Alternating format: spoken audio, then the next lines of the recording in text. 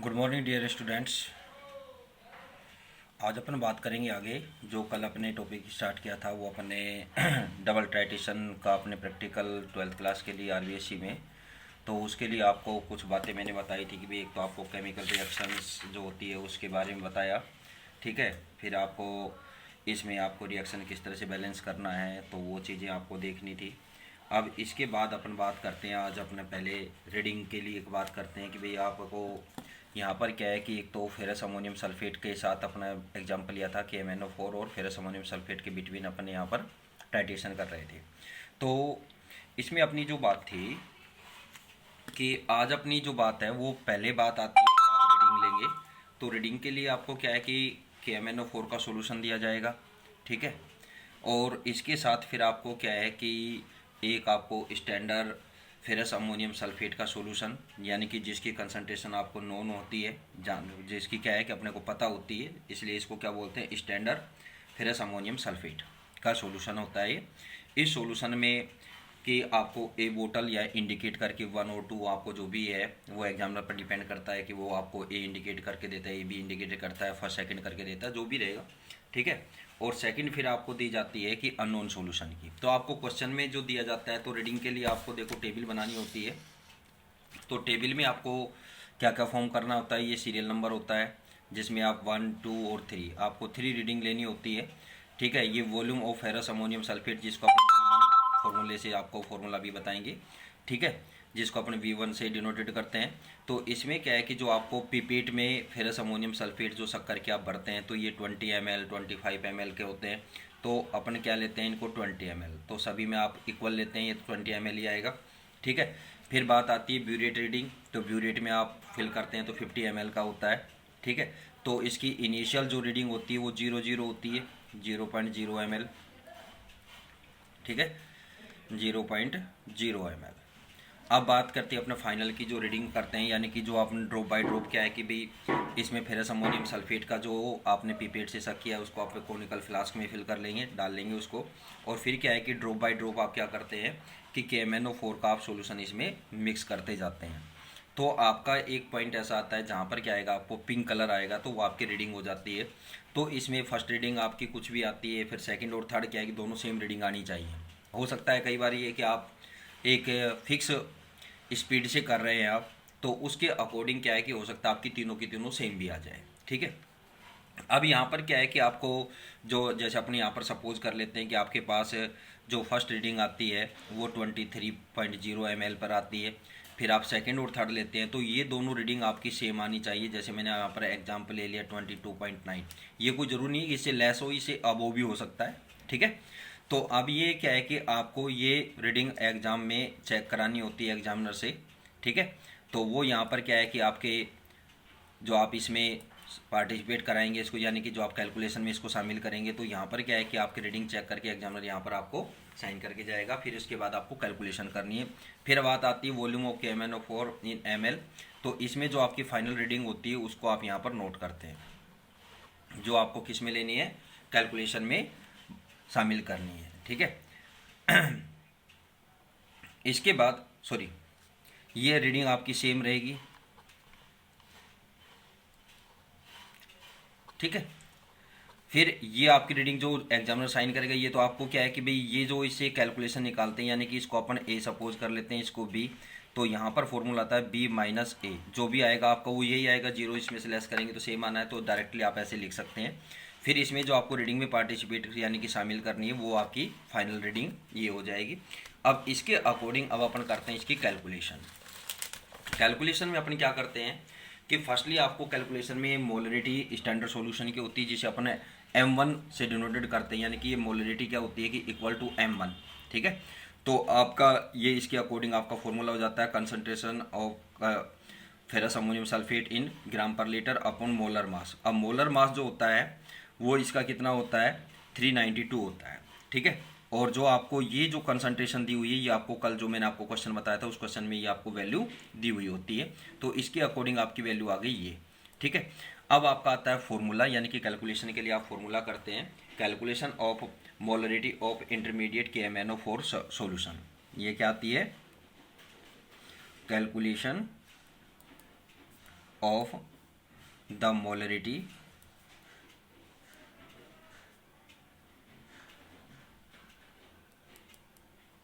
Of intermediate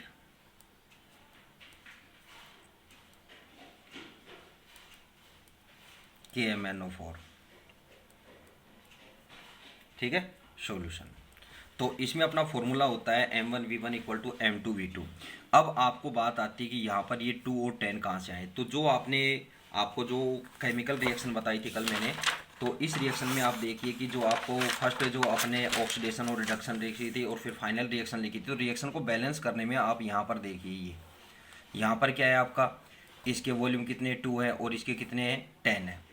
तो ये क्या है कि भाई आप M1V1 ले रहे हैं, तो इसके अकॉर्डिंग आपका फॉर्मूला बनेगा। आप रिएक्शन बैलेंस करते हैं तो ये जो M1V1 के सामने जो काउंटिंग आती है वो किस रीजन से आती है, तो वो यहाँ से आपकी इक्वेशन के अकॉर्डिंग आती है। ठीक है, तो अब आपको ये आपका फॉर्मूला है। ठीक है, अब आप इसको क्या है कि भाई ये इसको सोल्व कर लेते हैं, तो आपका क्या हो जाएगा M1V1 इक्वल टू 5 M2V2। ठीक है, तो ये आपका अब हो गया फाइनल फॉर्मूला। आप डायरेक्टली आप इसको लिख सकते हैं, चाहे तो आप इस स्टेप्स को लिखें और फिर उसके बाद ये बताएं, चाहे डायरेक्टली आप इसको यहाँ पर ये बताएं। ठीक है, अब यहाँ पर आपको बताना होता है M1 किसको इंडिकेट कर रहा है, V1, M2 और V2। ठीक है, तो M1 जो होता है वो किसको डिनोटेड कर रहा है, मोलरिटी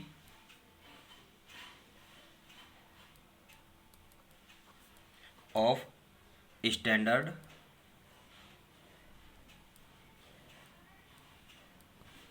FAS सॉल्यूशन। ठीक है ना, तो ये क्या होता है आपका M1 होता है। ठीक है, और M1 इक्वल टू क्या होगा यहाँ पर कि जो आपने इसकी मोलरिटी आपने ये जो कैलकुलेट की है यहाँ पर ये, ठीक है, तो ये होती है यहाँ पर M1 इक्वल टू क्या हो जाएगा 13.066 अपॉन 392, जो आपको क्या है कि आपके क्वेश्चन से ही ये आपके पास आती है। तो ये तो होगी आपके पास V1 की वैल्यू। ठीक है, फिर आता है वो सॉरी M1 की वैल्यू, फिर आता है वॉल्यूम ऑफ स्टैंडर्ड FAS। तो इसकी वॉल्यूम आपने पिपेट में कितनी लेते हैं, अपने 20 ml लेते हैं, तो ये 20 ml हो जाएगी। फिर इसके बाद है कि आपको M2 जो करनी है, यानी कि मोलरिटी ऑफ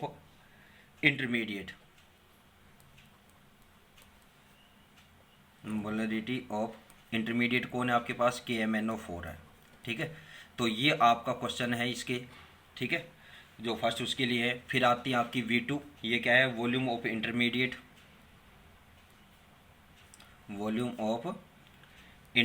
यानी कि जो आपकी रीडिंग आती है। ठीक है, यानी कि KMnO4।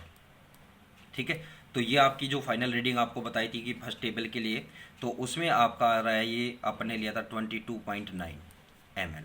ठीक है, तो इसके अकॉर्डिंग अब अपन क्या है कि आपको M2 की वैल्यू कैलकुलेट करनी है, तो इसके अकॉर्डिंग आपका फॉर्मूला देखो आपके पास है M1V1 इक्वल टू 5 M2V2। ठीक है, तो अब आपको किसकी वैल्यू कैलकुलेट करनी है, यहाँ पर आपके पास क्वेश्चन मार्क है, M2 की वैल्यू आपको कैलकुलेट करनी है। तो इसके अकॉर्डिंग जो आपका फॉर्मूला बनेगा वो क्या हो जाएगा, M2 equal to M1V1 upon 5V2। ये आपका फॉर्मूला हो गया। अब इस फॉर्मूले में ये वैल्यू आप सभी इसमें पुट करेंगे वैल्यू, तो आप वैल्यू पुट करें यहाँ पर M2 इक्वल टू क्या हो जाएगा आपके पास, तो आपके पास M1 की वैल्यू क्या है 13.0666 इंटू 20, यानी कि ये V2 की वैल्यू है। ठीक है, और इसके अपोन आपका क्या था यहाँ पर 392 है, तो ये 392 इंटू फिर आपकी वैल्यू आएगी यहाँ पर V2 की, तो V2 की वैल्यू आपने इंटरमीडिएट की जो वॉल्यूम है वो लेनी है, तो क्या हो जाएगा 22.9। ठीक है, तो ये आपका हो गया यहाँ पर, ये हो गई इसकी मोलरिटी। ठीक है, अब इसके बाद आपका calculation of molarity of unknown solution. अब आप किसके लेंगे, अननोन, ये तो नोन के लिए अपन ने किए, अननोन FAS के लिए, फेरस अमोनियम सल्फेट सॉल्यूशन के लिए लेंगे। तो इसके लिए जो आपका फॉर्मूला होता है वो क्या होगा, M3V3 इक्वल टू 5 M4V4, यानी कि डबल ट्राइटेशन आपको सेम टेबल आपको इसी तरह से बनानी है। तो इसमें अब जो आपको फेरस अमोनियम सल्फेट का जो सॉल्यूशन है वो अब आपको क्या है कि दूसरा दिया जाएगा। ठीक है, तो यहाँ पर अब आपकी इसकी कंसंट्रेशन यहाँ पर कैलकुलेट करेंगे, तो यहाँ पर आपको सेम टेबल बनानी है। तो इसके लिए अब यहाँ पर ये तो हो जाएगा V2, ठीक है, volume of ferrous ammonium sulphate, ये अननोन वाला हो गया, तो अननोन के लिए है। तो यहाँ पर ये V2 हो जाएगा, सॉरी V3, क्या हो जाएगा आपका, ये V3 हो जाएगा, और ये जो वॉल्यूम आ रही है ये क्या हो जाएगी आपकी V4 हो जाएगी। सेम आपको उसी तरह से रीडिंग लेनी है, तो ये आपकी सेकंड टेबल यहाँ पर बनेगी, ठीक है। तो दोनों टेबल आप साथ साथ बनाते हैं, ठीक है। तो यहाँ पर आप जब रीडिंग लेंगे तो ये रीडिंग आपकी क्या आती है, तो मैंने सपोज कर लिया यहाँ पर क्या आती है 25.5 ml है, जो किसके साथ है, आपका अननोन सॉल्यूशन के साथ है, ठीक है। अननोन FAS की जो रीडिंग आपने सपोज कर ली क्या है 22.5 ले लिया आपने, ठीक है। अब इसके अकॉर्डिंग यहाँ पर फॉर्मूला, अब आप उसी तरह से यहाँ पर फॉर्मूला बताएंगे। तो M3V3 किसको डिनोटेड कर रहा है, M4 और V4, ठीक है। तो इनका डिनोटेड यानी कि ये क्या है कि मोलरिटी ऑफ किसकी हो जाएगी, मोलरिटी ऑफ अननोन FAS, ठीक है, M3 ये आपको कैलकुलेट करनी है, ठीक है। V3 ये क्या है कि volume of unknown FAS, volume of unknown FAS, तो ये आपको क्या है कि पीपेट की वॉल्यूम क्या है आपकी 20 ml है। फिर उसके बाद है M4 क्या है कि मोलरिटी ऑफ इंटरमीडिएट, ये किसके साथ होगी, KMnO4, यानी कि जो आपकी आपने ऊपर सॉल्यूशन किया यानी कि M4 इक्वल टू क्या होता है M2, तो M2 की जो वैल्यू है ये है, तो ये M4 इसके इक्वल हो गया। V4 क्या आ जाएगा, वॉल्यूम ऑफ किसकी, KMnO4, ठीक है। तो ये आपकी जो रीडिंग आई है, तो अपने यहाँ पर एग्जाम्पल में अपने लिया था, सपोज किया था अपने 22.5 ml। तो अब आप इसके अकॉर्डिंग यहाँ पर जो आपके पास फॉर्मूला है, तो यहाँ पर आपको M3 कैलकुलेट करना है। तो M3 इक्वल टू क्या हो जाएगा आपका 5M4V4 अपॉन V3, ठीक है। अब आपके पास देखिए M4 की वैल्यू वॉल्यूम ये हो जाएगी यहाँ पर, M2 की जो आपके पास वॉल्यूम है ये वॉल्यूम आप यहाँ पर यानी कि ये वैल्यू यहाँ पर ये पुट करेंगे। V4 आपके पास है 22.5 है, और आपके पास V3 जो है, V3 क्या है आपका पीपेट की जो आपकी 20 ml है, तो ये वैल्यू यहाँ पर आप पुट करेंगे, और फिर आप इसको क्या है कि सोल्व करेंगे, जो भी आएगी वो इसकी कंसंट्रेशन आ जाएगी। तो अगर आपको परसेंटेज कंसंट्रेशन करनी है तो फिर आगे बढ़ना पड़ेगा उसके लिए, ठीक है। तो अब आप यहाँ पर वैल्यू पुट करेंगे, तो M3 इक्वल टू क्या हो जाएगा आपके पास, तो आपका जो M4 की वॉल्यूम थी वो क्या थी, सॉरी, अरे ये आपके पास इसमें वैल्यू पुट करेंगे तो आपका आ जाएगा 5/20 into 13.0666 upon 392 into 20/5 into 22.5 upon 22.9। चाहे तो आप इसको इक्वल उसमें रख दें, ऐसे रख दें और इनको मल्टीप्लाई करते जाए, चाहे इनको अलग अलग कर लेना, इससे कोई फर्क नहीं पड़ता है, ठीक है। अब आप इसका क्या करेंगे सोल्व करेंगे। तो सोल्व करेंगे तो इसमें आप जो भी मैथमेटिकल तरीके हैं, तो ये 20 से 20 कैंसिल, 5 से 5 कैंसिल, ठीक है। अब आप इसका क्या है कि जो आपके पास बच गया है ये, तो इसको आप मैथमेटिकल तरीके से आप इसको इन दोनों को मल्टीप्लाई करेंगे, यानी कि 13.0666 इंटू 22.5 अपॉन 392 इंटू 22.9, ठीक है।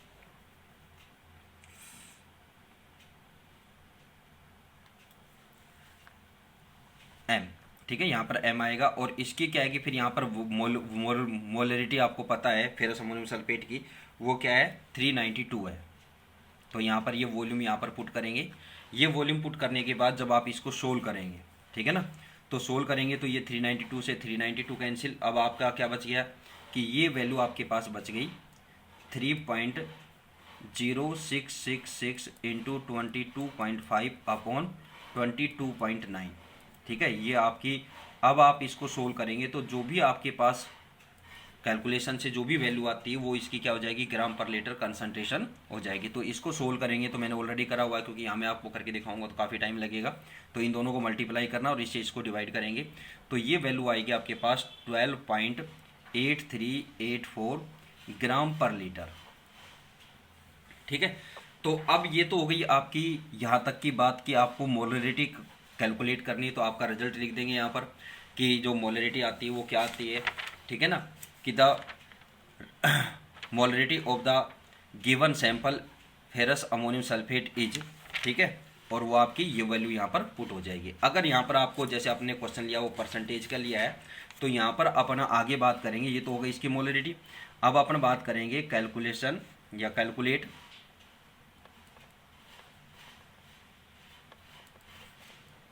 The percentage purity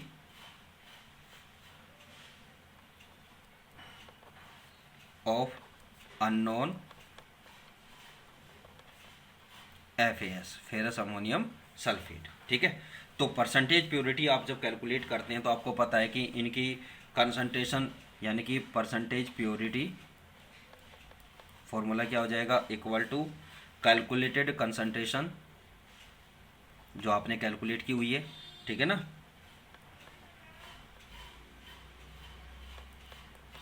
calculated concentration of FAS upon given concentration of FAS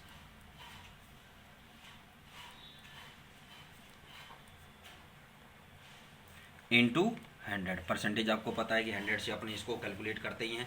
ठीक है, तो अब आप इसमें वैल्यू पुट करेंगे, तो आपने जो कैलकुलेट की है वो वैल्यू तो ये हो गई कैलकुलेटेड कंसंट्रेशन ऑफ FAS, ये तो आपकी आ गई 12.8384 अपॉन, ठीक है, वो आपको गिवन क्वेश्चन में आपको दी हुई है 14 ग्राम पर लीटर की दी हुई है, तो 14.0, ठीक है, इंटू 100। अब आप इसको सोल्व करेंगे, तो सोल्व करेंगे तो इन दोनों को मल्टीप्लाई कर दें और इससे इसको डिवाइड कर दें, या आप जो भी कटिंग करते हैं तो कटिंग कर दें, चाहे यहाँ पर भाई मैथमेटिकल के अकॉर्डिंग 2 से आप इसको क्रॉस कर दें, 2 7 जा 14 और यहाँ पर क्या हो जाएगा 2 5 जा 10, ठीक है, तो यानी कि 50 से क्रॉस हो जाएगा। अब आपका ये 7 से आप इसको इन दोनों को मल्टीप्लाई करके और फिर इनको डिवाइड कर दें। ठीक है, तो आप जब इसको सोल्व करेंगे तो आपका आ जाएगा 91.70%। ठीक है, तो ये आ गई इसकी परसेंटेज कंसंट्रेशन, ठीक है ना, यानी कि प्योरिटी आ गई है। तो अब आपका रिजल्ट जो होगा, रिजल्ट लिखना होता है लास्ट फाइनल आपको, ठीक है, और रिजल्ट में आपका क्या है कि परसेंटेज प्योरिटी की बात करेंगे तो इसमें क्या है कि the percentage purity of the given sample of ferrous ammonium sulphate is 91.7%। ये भी आपका यहाँ पर क्या है कि 1 नंबर 2 नंबर का रिजल्ट होता है, तो आपकी बार ये 2 नंबर का रिजल्ट है। अगर इसमें आपका करेक्शन यानी कि जो बच्चे होते हैं बैच वाइज, तो यहाँ पर क्रॉसिंग में दिए जाते हैं 1 by 1, ठीक है ना, यानी कि 1 4 7 सीट, ठीक है, 2 5 8, ठीक है, और 3 6 और 9, इनको ये इस तरह से आपके बैच के अकॉर्डिंग ये सॉल्यूशन दिए जाते हैं। तो इसमें क्या है कि भाई आपके 3-3 बच्चों का ये बैच बनता है, यानी कि आप जैसे 20 का बैच है तो ये 6 कैंडिडेट, ठीक है, सॉरी 7, ये 7 के पास, ये 7 के पास और ये 6 के पास आएगा 20 के बैच में। ठीक है, तो इसमें क्या है कि अब आपका क्या रीडिंग आती है, अब किसी बच्चे की, अब जैसे मैंने एग्जांपल लिया यहाँ पर 22.5 और 22.9 का, तो अब इसमें क्या है कि भाई किसी बच्चे का हो सकता है ये 8 हो जाए, किसी का ये 23 हो जाए, किसी का यहाँ पर क्या है कि भाई अपन ये कहें कि ये 1 पॉइंट यहाँ पर 0.5 भी 5 है, तो ये तो क्या है कि एक कैलकुलेटेड वॉल्यूम मान लिया अपन ने सपोज की है। तो यहाँ पर क्या है कि भाई आपकी वॉल्यूम जो है वो कुछ वो भी हो सकती है, कुछ डाउन भी हो सकती है, ठीक है ना, कुछ ऊपर नीचे हो सकता है पॉइंट में ही। ठीक है, तो उसके अकॉर्डिंग आपका जो रिजल्ट होता है तो इसमें परसेंटेज एरर कैलकुलेट किया जाता है। अगर आपका परसेंटेज एरर आता है कि मोर देन 2% आता है, ठीक है ना, जो यानी कि एक कैलकुलेटेड रिजल्ट है, उससे अगर क्या है कि आपका रिजल्ट जो आ रहा है वो रिजल्ट अगर मोर देन 2% आपका ज़्यादा आ रहा है तो आपको क्या है कि इसमें 0 नंबर मिलेंगे, और अगर क्या है कि लेस देन 2 होता है तो आपको कंप्लीट नंबर मिलते हैं। दूसरी बात, आपको कहीं भी कैलकुलेशन में ओवरराइट नहीं करना होता है। ये रूल होता है बोर्ड का कि ओवरराइट करने पर आपका हाफ नंबर आपकी कैलकुलेशन में कट हो जाएगा। ठीक है ना, तो ये आपकी टाइटेशन का एक एग्जाम्पल से मैंने आपको बता दिया है। ठीक है। तो अब आप इसको देख लेना ध्यान से, ठीक है। Thank you.